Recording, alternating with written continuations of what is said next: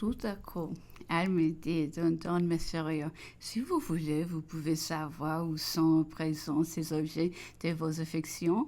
Mais l'homme arrêtant aussitôt. J'ai retrouvé la femme illuminée et ma surprise fut si grande que je ne pus lui répondre. Elle s'en poursuit et n'essaya plus de me convaincre. Passons à un autre sujet. Elle s'informa de ma position et sur ma réponse qu'elle était fixée en France. Ne restez pas en France, s'écria-t-elle. Vous ne connaissez pas les malheurs que vous y attendons. Allez en Russie. Ceux qui seront là seront seuls sauvés. Mais lui dis-je, c'est l'empereur de Russie même qui a fixé en France mon sort et celui de mes enfants. Peut-être tu étais plus tranquille auprès de mon frère. Il n'a pas encore sa principauté promise et va la réclamer au congrès de Guyane. Ah, répéta-t-elle, ce congrès ne finira pas. Rappelez-vous ce que je vous dis. L'empereur Napoléon sautera de l'île d'Elbe. Il sera plus grand que jamais, mais tous ceux qui auront pris son parti seront persécutés, poursuivis, perdus. Ils ne sauront où reposer leur tête. Que voulez-vous, lui dis-je? Je suis sa fille, se réveillant. Je suis vrai, sa destinée. Elle me quitta en me répétant, souvenez-vous de 1815, après tous les malheurs réels dont je venais d'être frappé, les rêveries du mysticisme ne pouvaient en laisser aucune impression dans mon esprit. J'ai vu aussi chez la grande duchesse de Bade le prince Ypsilanti, fils du Délien, hospodar de Valéchie.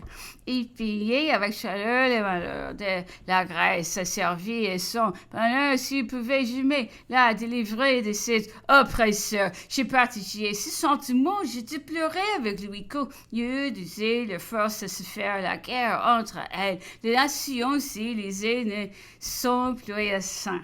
Pas à délivrer un peuple si malheureux, la générosité de ses sentiments nous plaisait, et selon ma coutume de distribuer des talismans avant d'entrer en campagne. Je lui ai donné un cachet pour le protéger contre les dangers dans lesquels il paraissait vouloir se jeter. J'étais loin d'imaginer que ce jeu d'imagination du sens si tout s'accomplir et que le sort lui réserva une mort si funeste dans les cachots de Montcarac. J'ai parti à la fin d'août pour retourner à Saint-Lieu. Je me séparai encore une fois de mon frère qui allait à Vienne réclamer une position garantie par les traités. Et moi, au lieu d'écouter enfin la tranquillité que j'ambitionnais, j'allais me retrouver au milieu des intrigues, des haines et des dangers de toute espèce. J'ai voyagé jour et nuit. À 6 heures du soir, au moment où j'ai changé de chevaux Saverne, j'ai vu 4 officiers français arrêtés à la poste dans une petite voiture. Ils diront tout haut, c'est la Renault 11. Ce ne sont pas des officiers français qui me connaîtront. La Renault 11, j'ai m'enfoncé dans ma voiture, car j'avais aussi redouté le témoignage d'une bienveillance trop marquée et j'ai donné l'ordre de partir sur le champ. La soirée était si belle que j'ai s'arrêté ma voiture au bas de la montagne pour aller à pied.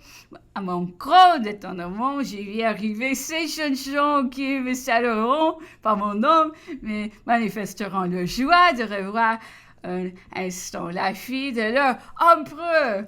Ils me proposeront de me faire escorter jusqu'en haut de la montagne, ce que j'acceptais, ne pouvant me dérober à leur politesse.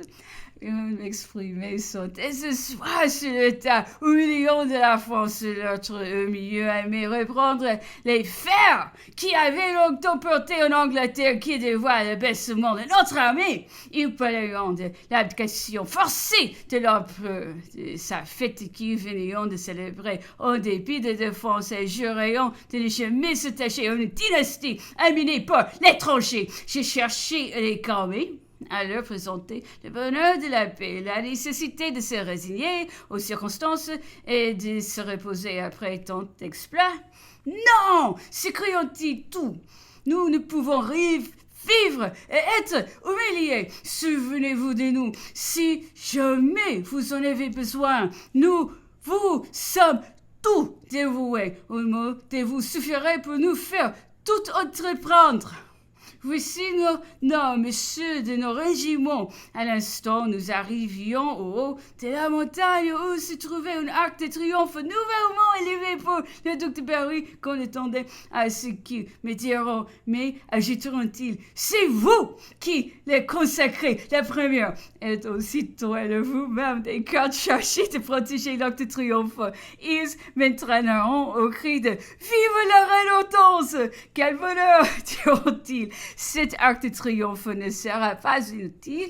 Il me tardait d'arriver à la poste.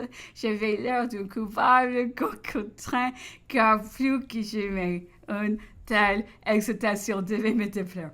Lorsqu'ils verront à Falsburg que j'ai voyagé la nuit, ils voudront m'accompagner au cheval. Et voyons qu'ils n'étaient pas sensibles à l'idée de se compromettre eux-mêmes. J'ai toute la peine du monde à leur persuader que ce dévouement dont j'étais touchée pouvait me nuire beaucoup. Ils m'écouteront. Enfin, je respirais. Je ne les ai jamais revus et je n'ai jamais entendu parler de lui, mais on comprendra. Bien que plus tard, lorsque j'ai appris que ces régiments se portaient au devant de l'empereur sur les ordres du maréchal, je n'ai aucune certitude sur le parti qu'ils prendront.